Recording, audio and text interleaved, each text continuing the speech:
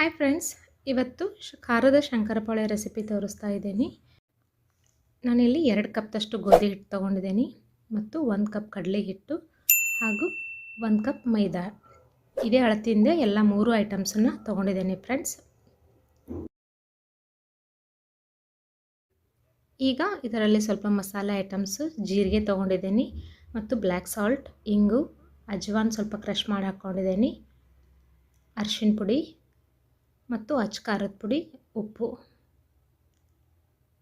Chilli flakes ತೊಗೊಂಡಿದ್ದೀನಿ friends, ಬಿಳಿ ಎಳ್ಳು, ಆರೆಗಾನೋ ತೊಗೊಂಡಿದ್ದೀನಿ.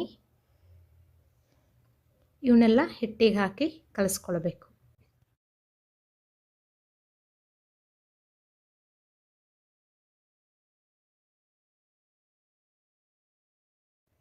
ಇವನ್ನೆಲ್ಲ ಹಿಟ್ಟೆಲ್ಲ ಹಾಕಿ ಸರಿಯಾಗಿ ಕಲಿಸ್ಕೊಳ್ಬೇಕು ಫ್ರೆಂಡ್ಸ್. ಈಗ 1 ಚಮಚೆ ಕಾದ ಎಣ್ಣೆ ಹಾಕ್ತಾ ಇದ್ದೀನಿ ಹಾಗೂ ಉಗುರು ಬೆಚ್ಚಗೆ ನೀರಿಂದ ಇದನ್ನು ನಾವು ಹಿಟ್ಟನ್ನು ಕಲಿಸ್ಕೊಂಡು ಒಂದು 10 ರಿಂದ 15 ನಿಮಿಷ ನೆನೆ ಇಡಬೇಕು ಹಿಟ್ಟನ್ನು.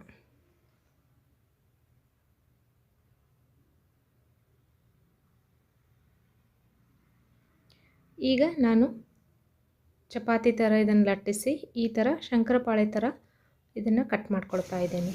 ಈಗ ಕಾದ ಎಣ್ಣೆಯಲ್ಲಿ ಇದನ್ನು ಫ್ರೈ ಮಾಡ್ಕೊಳ್ತಾ ಇದ್ದೀನಿ. ತುಂಬಾ ಟೇಸ್ಟಿಯಾಗಿರುತ್ತೆ ಫ್ರೆಂಡ್ಸ್, ನೀವು ಒಂದು ಸಲ ಟ್ರೈ ಮಾಡಿ ನೋಡಿ.